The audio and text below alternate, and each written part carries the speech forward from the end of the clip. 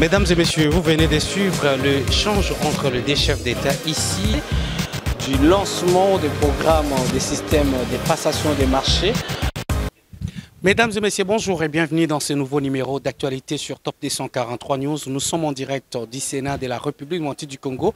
L'ouverture de la session des mars, session ordinaire des mars, mesdames et messieurs, ici en direct.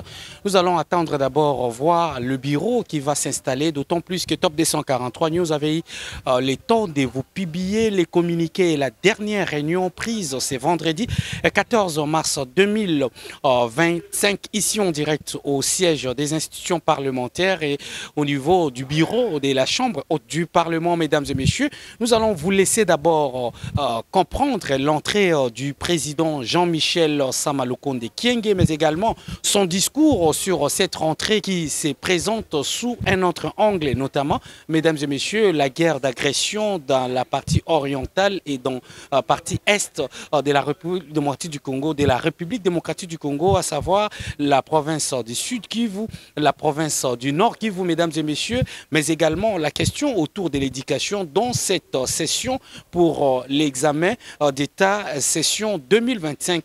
On ne pourra pas encore espérer pour ces enfants qui sont issus de cette entité territoriale. Toutes ces questions, on va analyser avec vous ensemble à travers les discours décryptés du président Jean-Michel Sama Lukonde ici en direct. On y reviendra pour vous apporter quelques réactions des sénateurs qui ont pris part ainsi que d'autres personnalités qui ont rehaussé de leur présence ici en direct.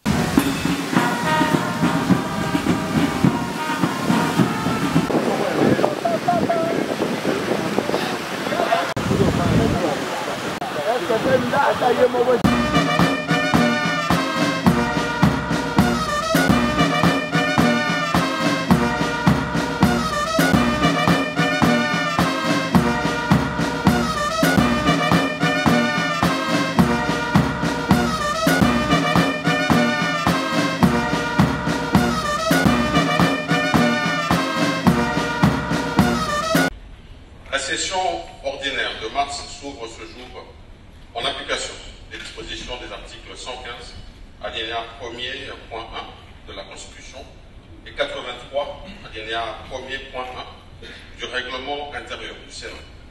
C'est la deuxième session ordinaire de notre mandature. Avant toute chose, permettez-moi de saluer et de remercier nos invités venus nombreux honorer notre Chambre en ce jour solennel. Honorables sénateurs et chers collègues, après ce temps de vacances parlementaires, ponctué par deux sessions extraordinaires, j'espère que chacun de nous a pu reprendre de l'énergie pour affronter les défis qui nous attendent, ayant à l'esprit que cette session sera fortement marquée par la situation sécuritaire que traverse notre pays. Ainsi, je souhaite un bon retour dans cet hémicycle à chacune et à chacun de nous, en nous invitant d'ores et déjà à déposer les rapports des vacances parlementaires dans les 15 jours, conformément aux dispositions de l'article 240 du règlement intérieur du Sénat. Honorables sénateurs et chers collègues, point n'est besoin de rappeler que l'heure est grave, et même très grave. Au moment où nous ouvrons cette session, certaines villes, certains territoires et localités de l'Est de notre pays sont encore sous occupation de l'armée rwandaise et de ses supplétifs de la FC en violation du droit international.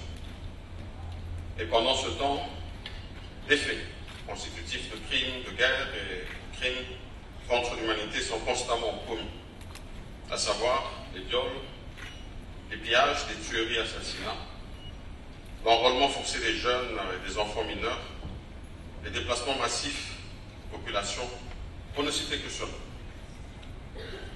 Nous ne pouvons passer sous silence le viol des femmes et des jeunes filles, utilisées comme armes de guerre en ce moment de mars contre la femme, où les Nations Unies sont en train de renforcer l'autonomisation économique des femmes dans le monde, combat dans lequel sont aussi engagées les femmes congolaises. Au regard de tous ces crimes de masse, j'encourage les initiatives du gouvernement qui consistent à documenter tous les cas de violation des droits de l'homme pour que notre pays puisse saisir les instances judiciaires internationales afin de réhabiliter l'honneur de toutes les victimes et de la nation congolaise. En mémoire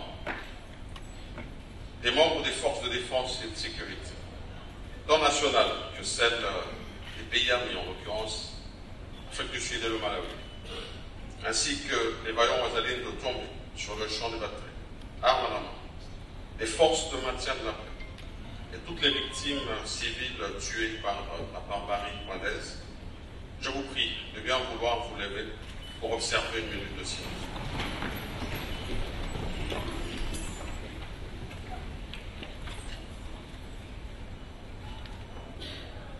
Honorables sénateurs et chers collègues, face aux défis sécuritaires majeurs qui se présentent devant nous depuis l'occupation de Goma et de Bukavu et de certains autres territoires et localités dans la partie Est, Son Excellence, Monsieur le Président de la République et chef de l'État, garant de la Nation, a associé l'Assemblée nationale et le Sénat à la réflexion relative au plan de sortie de crise dans l'Est de la République démocratique du Congo. Ce qui a justifié la convocation de l'Assemblée nationale et du Sénat en session extraordinaire du 4 au 13 février 2025. Au terme de cette session extraordinaire, les deux chambres du Parlement ont soumis leur contribution à la primeur de Son Excellence, Monsieur le Président de la République et chef de l'État, articulée principalement sur des stratégies diplomatiques et politiques. En outre, au cours de cette même session extraordinaire, les deux chambres ont assisté à la présentation et la prestation de serment de deux juges de la Cour constitutionnelle et du procureur général précédent, tout en condamnant une fois de plus l'agression dont notre pays est victime. Je nous exhorte à sensibiliser les populations de nos circonscriptions électorales respectives à s'engager dans la mobilisation générale afin de barrer la route à la velléité expansionniste du Rwanda qui pille systématiquement les ressources naturelles et stratégiques de notre pays. Dans cette veine, durant les vacances parlementaires qui viennent de s'achever, j'ai effectué une itinérance dans les 4 provinces de l'espace Grand Katanga pour lancer le message fort de cohésion et d'unité de toutes les couches de notre population vivant dans cet espace et dans le pays en général, et de mobilisation des jeunes dont je salue l'engagement manifeste de ceux qui ont décidé d'intégrer nos forces de défense et de sécurité. Je salue également tous les sénateurs engagés dans le même exercice à travers le pays. Honorables sénateurs et chers collègues, la République démocratique du Congo paye le prix fort du fait de son hospitalité et des richesses naturelles dont Dieu l'a dotée. Aux ennemis de notre pays, nous disons que nous ne plierons ni ne céderons jamais. Dans le cadre de la diplomatie, les processus de Nairobi, de Luanda sont déjà engagés. Mais certaines lignes ne sauront être franchies, notamment la remise en cause de l'intangibilité de nos frontières. Pour ainsi dire, et par acquis de conscience, nous ne négocierons jamais la souveraineté territoriale de notre pays. Le peuple congolais n'a que trop souffert de certains de ses voisins et multinationales qui sous-traitent leur action par des rébellions et des groupes armés avec la complicité de certains de nos compatriotes. C'est pourquoi, n'en déplaise aux tenants de certaines solutions extraverties, je voudrais rappeler cette belle phrase de Luc, je cite, « L'assimilation d'un passé tragique est au premier chef l'affaire du pays où la douleur est subie. » Fin de citation. À ce sujet, j'insiste qu'il revient à la République démocratique du Congo de tout mettre en œuvre pour trouver des solutions à ces problèmes. Si notre pays se construira avec les bras des Congolaises et des Congolais, ceux-ci dans la cohésion et l'unité nationale. Honorables sénateurs et chers collègues, l'engagement de la République démocratique du Congo sur le front diplomatique porte ses fruits. Je tiens ici à saluer et à féliciter Son Excellence Monsieur le Président de la République, Félix Antoine Tshisekedi Tshilombo, chef de l'État et garant de la nation, ainsi que le gouvernement, pour cette dynamique de la diplomatie agissante.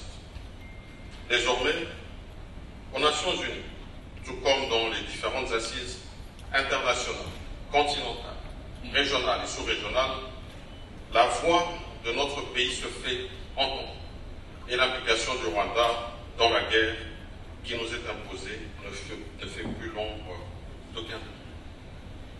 Dans ce registre, je salue l'adoption à l'unanimité de la résolution 27 septembre du Conseil de sécurité des Nations Unies lors de la séance du 21 février 2025. Je salue de même les condamnations et les mesures prises par certains pays occidentaux contre le Rwanda, à savoir les États-Unis d'Amérique, l'Allemagne, la Belgique, le Royaume-Uni. C'est ici le lieu de fustiger et de condamner les actes injustifiés de ceux qui se sont attaqués aux ambassades de certains pays lors des dernières manifestations populaires qui ont eu lieu à la suite de la prise de la ville de Goma par l'armée rwandaise et ses affiliés. Concernant la résolution 27 septembre du Conseil de sécurité des Nations Unies, en particulier, il y a lieu de noter qu'elle exige la cessation immédiate des hostilités par les groupes armés M23 ainsi que le retrait, sans condition, des forces rwandaises de notre territoire national, marquant ainsi la reconnaissance claire de la gravité de la situation sécuritaire dans la partie est de notre pays et l'urgence d'y mettre définitivement un terme. Toutefois, si cette résolution constitue une avancée significative sur le plan diplomatique, elle ne saurait produire des faits concrets sans une volonté politique ferme et des actions immédiates sur le terrain. À cet effet, j'appelle instamment les communautés internationales, les Nations Unies et toutes les parties impliquées, d'une manière ou d'une autre, à prendre des mesures concrètes pour garantir la mise en œuvre effective de cette résolution. Les souffrances endurées par nos compatriotes victimes de violences récurrentes et d'instabilité chronique exigent que ces engagements se traduisent en actes tangibles et rapides. Ainsi, notre Chambre législative reste vigilante quant à l'application de cette résolution et réaffirme son engagement indéfectible en faveur de la souveraineté, de l'intégrité territoriale et de la paix durable en République démocratique du Congo. Honorables sénateurs et chers collègues, la diplomatie parlementaire n'est-on pas restée inactive? J'ai reçu en audience les ambassadeurs des États-Unis d'Amérique et de la République populaire de Chine, ainsi que le représentant spécial de l'Union européenne dans la région des Grands Lacs. Avec ces autres, j'ai échangé notamment sur l'agression dans notre pays est victime, la violation des droits humains et des dernières décisions prises par l'Union européenne. De même, la manière que l'économie de notre pays a su faire preuve de beaucoup de résilience lors des événements passés, notamment la crise sanitaire Covid-19, la guerre en Ukraine ou autres catastrophes dans le monde, j'en appelle à une mobilisation totale de toute notre population. J'aimerais ici inciter le gouvernement à exploiter sérieusement les pistes de résilience de notre économie, telles que l'a toujours recommandé le président de la République pour faire face aux effets pervers de la mobilisation du fait de l'occupation injuste et barbare de certaines parties de notre pays. Je ne saurais terminer ce chapitre sans évoquer l'exercice rigoureux des moyens de contrôle parlementaire sur les fonds alloués à nos services de défense et de sécurité. Honorables sénateurs et chers collègues, indépendamment de cette situation sécuritaire difficile, la croissance économique de notre pays ne doit pas rester en laisse, surtout en ce qui concerne les infrastructures. Et je saisis cette occasion pour exhorter le gouvernement à poursuivre les travaux lancés dans cet élan. Dans ce cadre, je tiens à rappeler la problématique persistante de la mobilité des populations, particulièrement dans les grandes villes, en particulier à Kinshasa. Nous l'avions déjà rappelé lors de la fin de session passée, où le trafic devient de plus en plus difficile et perturbe les horaires de travail, tant ceux de l'Assemblée nationale que ceux de toute la population, ainsi que de la productivité des travailleurs, des étudiants et des élèves. Le gouvernement devrait se pencher sur cette question. Honorables sénateurs et chers collègues, la situation sociale doit aussi nous préoccuper, particulièrement pour nos compatriotes des villes et territoires de localités occupées actuellement par l'armée rwandaise et ses alliés du M23, ainsi que la situation d'insécurité qui en découle. J'exhorte le gouvernement à déployer tous les efforts nécessaires pour des solutions urgentes à ces défis cruciaux. Il est certes vrai que beaucoup de moyens supplémentaires sont affectés à l'effort de guerre, mais il est judicieux de ne pas cesser le rythme du développement social déjà enclenché. En ce qui nous concerne, chers collègues, outre la mise en place d'une caisse de solidarité en faveur de nos compatriotes victimes de la guerre, je nous invite à rester activement engagés dans cet élan de l'effort de guerre en faveur des vaillants éléments de nos forces armées et de défense, contre le mal, pour lesquels nous attendons des sanctions concrètes. En outre, au lendemain de la chute de Goma, l'honorable président de l'Assemblée nationale et moi avons reçu un message d'encouragement et de consolation sous forme de déclaration émanant du secrétaire général de l'Union parlementaire africaine, du PANC, une organisation interparlementaire dont notre Parlement est membre. En réaction à cette déclaration, au nom de tous les parlementaires de la République démocratique du Congo, l'honorable président de l'Assemblée nationale et moi, tout en louant l'initiative prise par cette organisation interparlementaire continentale, nous avons relevé que cette déclaration aurait atteint son but si le Rwanda avait été pointé du doigt, sans ambiguïté, comme le véritable instigateur de la tragédie que vivent nos compatriotes depuis 3 décennies.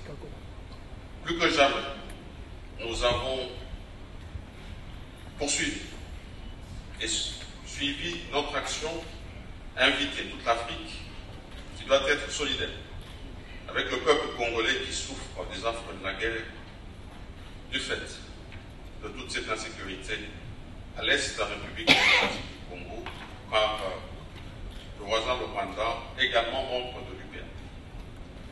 Sur le front diplomatique, le Sénat reste entièrement engagé à accompagner son Excellence Monsieur le Président de la République et chef de l'État. Honorables sénateurs et chers collègues, la situation économique de notre pays nous invite à une réflexion approfondie.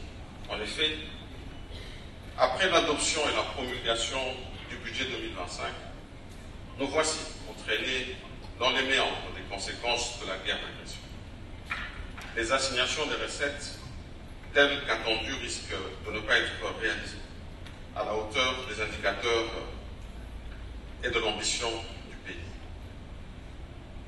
les services d'assiette seraient en difficulté de fonctionner, notamment et de fonctionner normalement plutôt et de collecter les recettes prévues. Face à cette situation préoccupante, j'exhorte le gouvernement à prendre des mesures qui s'imposent pour mitiger les chocs pouvant survenir.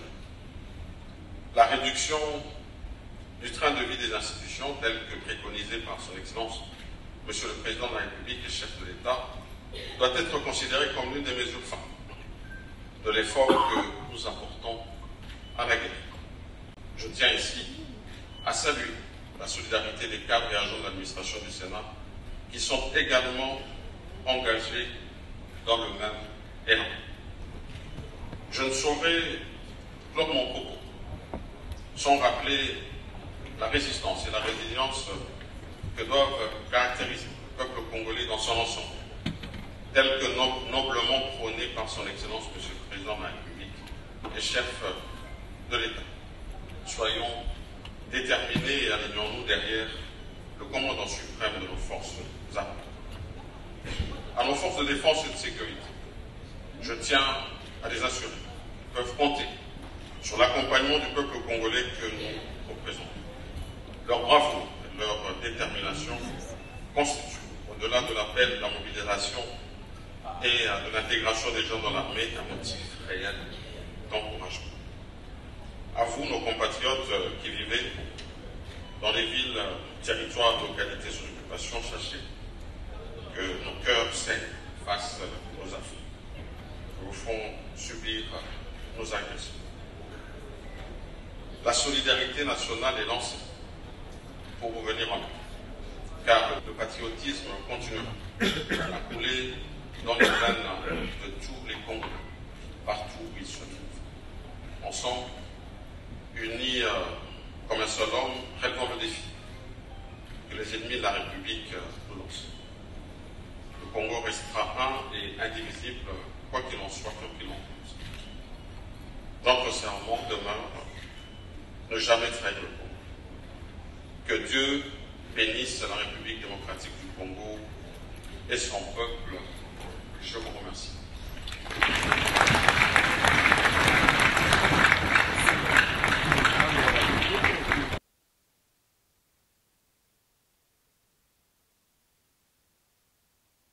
Bon, c'est un discours de responsabilité. D'abord, nous regrettons l'occupation de l'Est et que nous condamnons, que l'honorable président a dû condamner. Et nous nous engageons sur la voie diplomatique et sur la voie de la reconquête et surtout de solidarité vers les territoires occupés qui concernent quand un bras est blessé, c'est tout le corps qui souffre. C'est que c'est un discours de responsabilité, d'engagement citoyen que vient de prononcer l'honorable président du Sénat. Bon, ça donne, il ne faut pas négliger l'aspect diplomatique. C'est que la donne de la vérité a été restituée. Au moins, on sait que le pays est agressé par le Rwanda. C'est connu, c'est documenté, c'est établi par une résolution des Nations Unies. C'est quelque chose de très important à ne pas négliger, à mettre à l'actif de la session que nous on a connue ici et de la diplomatie du président de la République. Maintenant, cela seul ne fait pas faire la paix.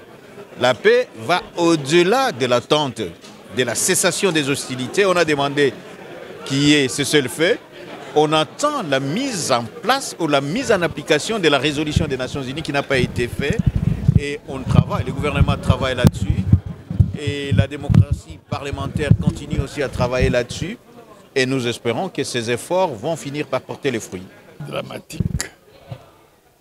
J'appuie entièrement le discours de notre président.